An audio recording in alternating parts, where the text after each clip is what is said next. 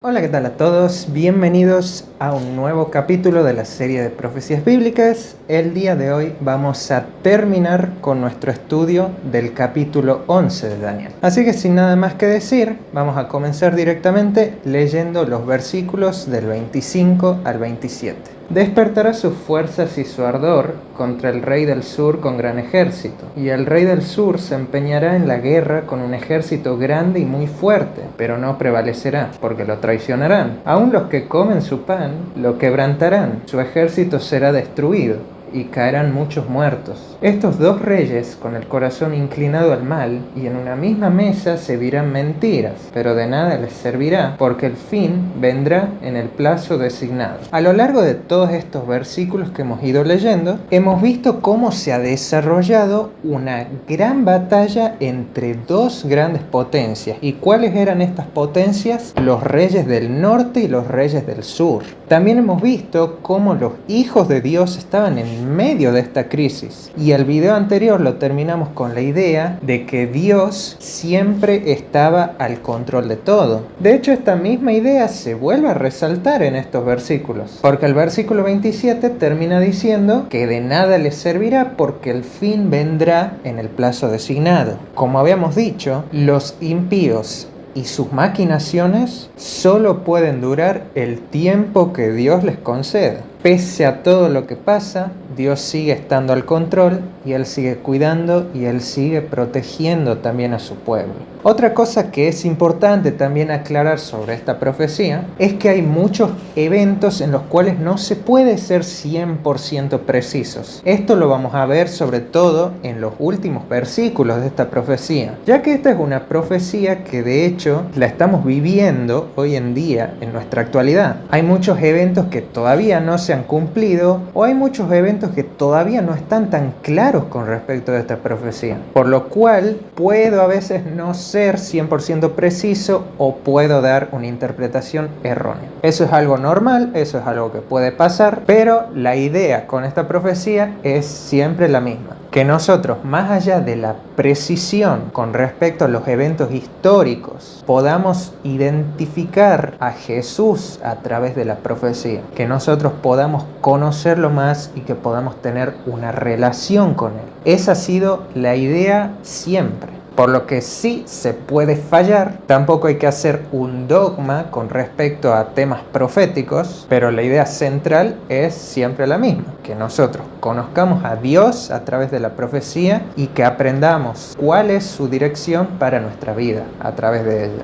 Dicho todo esto, continuamos leyendo. Versículo 28. Volverá a su tierra con grande riqueza, y su corazón estará contra el pacto santo. Obrará contra él y volverá a su tierra. En este versículo se menciona algo interesante, y esto es con respecto al pacto santo. ¿Cuál era este pacto santo? Y esto lo hemos visto muchísimo en Daniel, el capítulo 8. Este pacto santo es el plan de Dios para la salvación de la raza humana, lo que se cumple en la vida y en la muerte de Jesucristo. Y nosotros habíamos estudiado que había una potencia, sobre todo en Daniel 7 y 8, que se iba a enfurecer especialmente contra el pacto santo. ¿Y quién era esta potencia? Era Roma papal. Es decir, que a partir de estos versículos podemos avanzar más tiempo hacia el futuro y podemos identificar de hecho al rey del norte como Roma papal. Y de hecho tenemos muchísimos ejemplos de cómo los sacerdotes medievales habían atacado el pacto santo. Ya habíamos mencionado algunos de ellos en nuestro estudio de Daniel capítulo 8 y versículo 11. Pero por poner algunos ejemplos, en este momento tenemos la doctrina según la cual el sacerdote tiene plena autoridad de poder perdonar pecados. También se dice que la confesión al sacerdote y asistir a misa es algo esencial para obtener la salvación. Estas ideas aumentaron muchísimo el poder del clero, y esto era de hecho un negocio redondo para ellos, porque si se excluye a una persona de participar en la misa, es como que esa persona queda confinada eternamente al infierno. Y claro, semejante decreto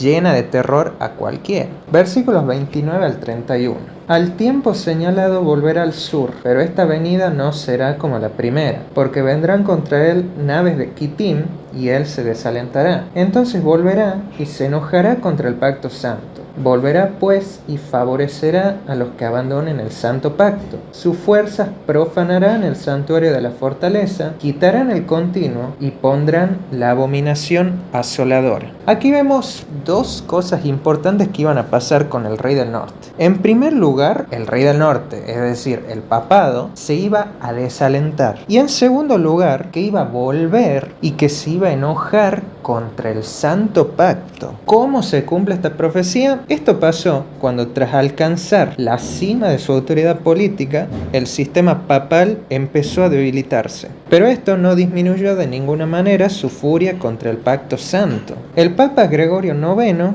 creó el oficio de la Santa Inquisición. Esto se utilizó para combatir a los valdenses y albigenses. En el año 1251, el Papa Inocencio IV autorizó el uso de la tortura para obtener confesiones, de manera que la Inquisición llegó a ser realmente un arma muy poderosa y devastadora. Versículo 32. Con lisonjas hará pecar a los violadores del pacto, pero el pueblo que conoce a su Dios se mantendrá firme y activo. En este versículo me gustaría que nos detengamos. ¿Por qué? Aquí tenemos un nuevo elemento, el pueblo que conoce a su Dios. En este momento estamos en un periodo de crisis, estamos en un momento en el que el papado está atacando a Dios, está atacando a su santuario, promulgando doctrinas falsas, intenta pervertir también el conocimiento que la gente tiene acerca de Dios. Entonces nos preguntamos, ¿no? ¿Acaso hubo gente durante este tiempo que no cayó en este engaño? Y si es que no cayeron, entonces ¿cómo es que no cayeron? Y acá se nos da una clave en este versículo y es para que nosotros la apliquemos el día de hoy. El versículo dice: el pueblo que conoce a su Dios se mantendrá firme y activo. Esa es la clave, porque nuestra única salvaguarda en tiempos de peligro es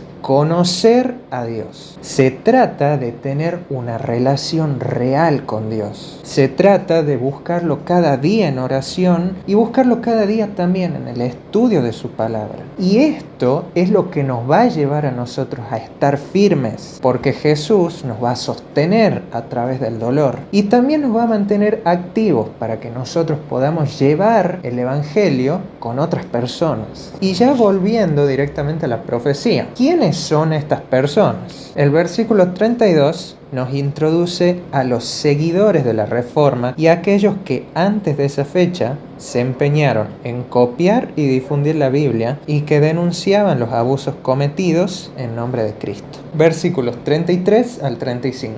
Los sabios del pueblo instruirán a muchos y caerán a espada y a fuego, en cautiverio y despojo por algunos días. En su caer recibirán una pequeña ayuda y muchos se juntarán a ellos con lisonjas. Algunos de los sabios caerán para ser depurados, limpiados y emblanquecidos hasta el tiempo del fin, porque aún para esto hay plazo. Acá se nos mencionan estas personas que son los entendidos del pueblo, es decir, personas que estudiaban y personas que esparcían al mismo tiempo la Biblia. Y tal como se dice en este versículo, estas personas instruían a muchos, porque los valdenses particularmente se dedicaron a copiar y esparcir la Biblia en la lengua del pueblo. Pero también nos indica la profecía que estas personas iban a caer a espada y a fuego. Y lamentablemente muchos hombres y mujeres fieles terminaron cayendo de esta manera. Las personas que eran condenadas por la Inquisición generalmente eran quemadas vivas. Sus propiedades eran confiscadas y eran entregadas a sus acusadores. De hecho, también se les daba la oportunidad de retractarse. Pero si se retractaban, podrían ser estrangulados antes de ser quemados, lo cual, claro, es una muerte menos dolorosa, pero es una muerte al fin y al cabo. Y noten también que en estos versículos también nuevamente tenemos una referencia al tiempo del fin. Y volvemos a destacar la misma idea que venimos viendo a lo largo de estos versículos. Porque el Señor desea dar la seguridad a su pueblo de que aunque permitiera que ocurrieran semejantes crueldades, Él no cesaría de vigilar sus pasos y tampoco se iba a olvidar de ellos. Se nos da la seguridad de que Dios está en su trono y que a su debido tiempo Él enderezará lo torcido y Él va a premiar a los fieles. Versículos 36 al 39. El rey hará su voluntad, se ensoberbecerá y se exaltará sobre todo Dios. Hablará terribles ofensas contra el Dios de los dioses y prosperará hasta que se complete la ira, porque lo que está determinado se cumplirá. El Dios de sus padres no se cuidará ni del deseado de las mujeres, ni respetará Dios alguno, sino se exaltará sobre todo. En su lugar honrará al Dios de las fortalezas, Dios que sus padres no conocieron. Lo honrará con oro, plata, piedras preciosas y costosos dones. Con el Dios ajeno que conocerá, aumentará la gloria de los baluartes de las fortalezas. Colmará de honores a quienes los reconozcan, dándoles dominio sobre muchos, y les repartirá la tierra como recompensa. Cuando nosotros leemos esto, recordamos las palabras que decía Daniel capítulo 7, versículo 25. Se nos decía que el cuerno pequeño, que representaba a Roma papal, como lo estudiamos, iba a hablar palabras contra el Altísimo. A los santos del Altísimo quebrantará y tratará de cambiar los tiempos y la ley. Y con respecto al actuar de este cuerno pequeño, el apóstol Pablo también menciona algo en 2 de Tesalonicenses capítulo 2, versículos 3 y 4. Nadie os engañe de ninguna manera, porque ese día no vendrá sin que antes venga la apostasía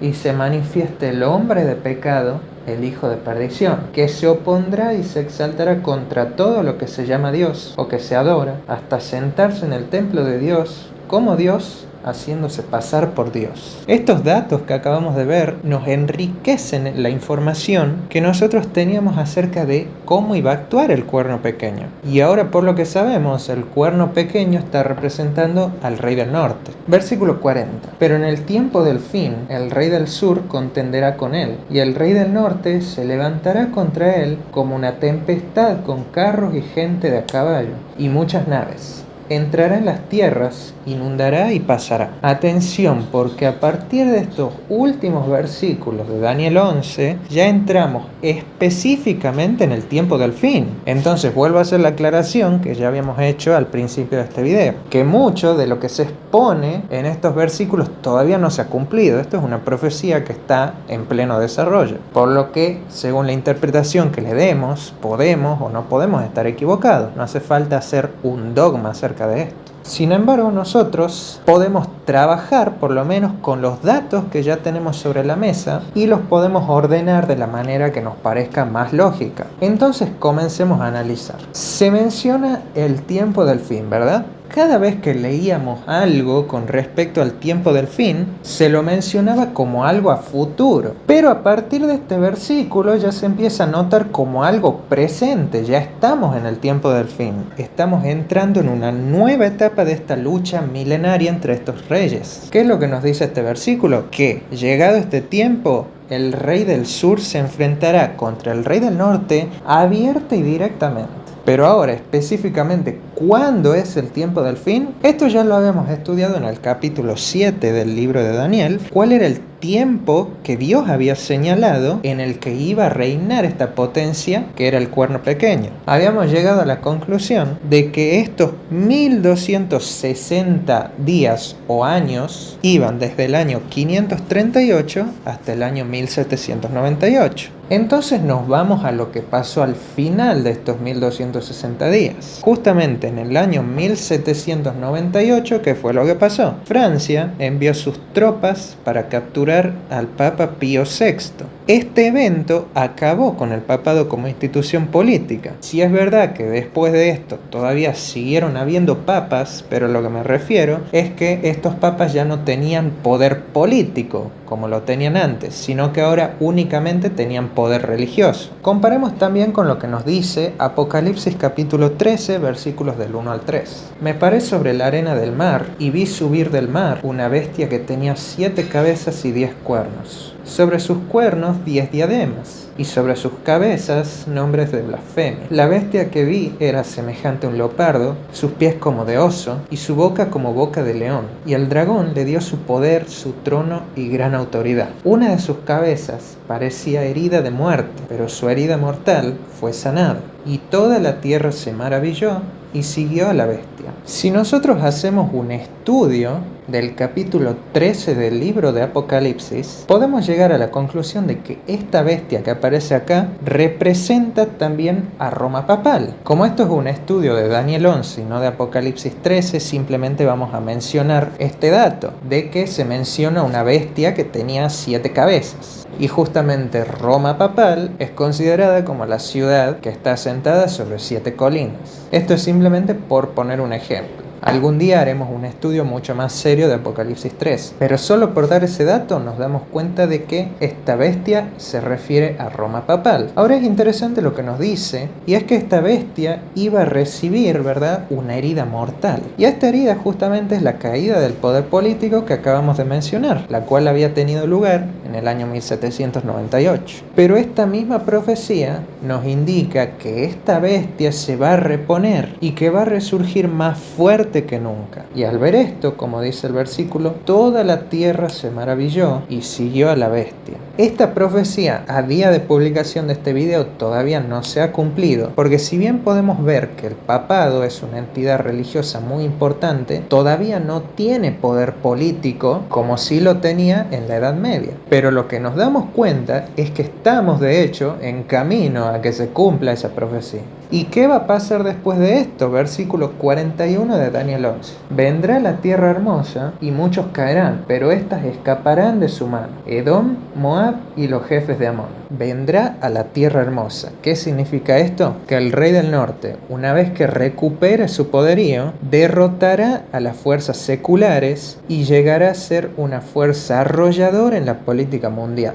Y ahora nosotros vemos que el rey del norte entra en la tierra hermosa. Es decir, ¿qué es lo que va a hacer? En otras palabras, va a atacar a la iglesia. Va a atacar a los hijos de Dios en los últimos días. Pero, un mensaje alentador que nos da este versículo, se nos dice que éstas escaparán de su mano. Porque de la misma manera que pasó en la Edad Media con la Inquisición, porque la historia se repite, cuando muchos caigan, también otros se van a levantar. En este tiempo de apostasía que va a ser casi global, vamos a ver que por un lado hay apostasía y persecución, pero por el otro lado también va a haber crecimiento y también va a haber un reavivamiento de la iglesia. También es significativo que se mencione a las tribus de Edom, de Moab y de Amón, porque si revisamos la historia, los orígenes de estas tribus las podemos encontrar en el libro de Génesis. Pero estas tribus no solo habían sido vecinos de Israel, sino que también habían sido parientes de Israel. Porque recordemos, los edomitas descienden de Esaú, quien había sido hermano de Jacob,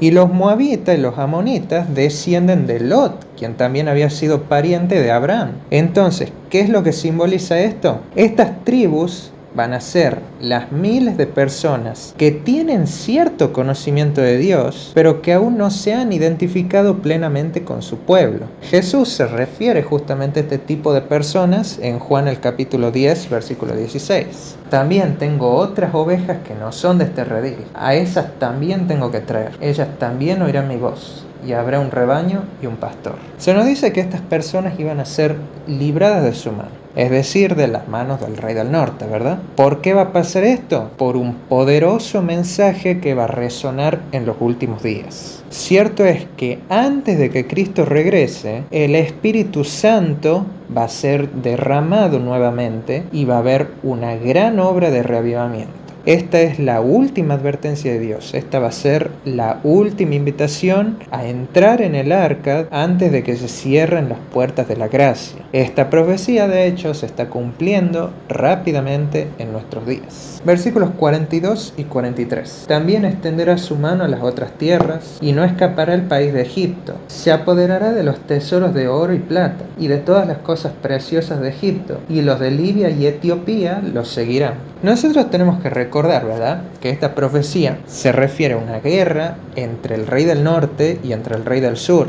El rey del norte va a representar a la iglesia apóstata, es decir, a Roma papal. ¿Y el rey del sur quién va a ser? Noten que se menciona a Egipto, se menciona a Libia y se menciona a Etiopía. ¿Qué representan estos países? Si nosotros analizamos detenidamente los ideales de estos países, representan a las fuerzas del liberalismo y representan a las fuerzas del secularismo. Esta profecía entonces entonces significa que las fuerzas políticas de la religión popular se impondrán sobre las fuerzas seculares, al grado de que el tesoro público estará a su disposición, y los antiguos aliados del secularismo le rendirán su apoyo incondicional al papado. Entonces noten cómo todo el mundo termina estando a favor del papado.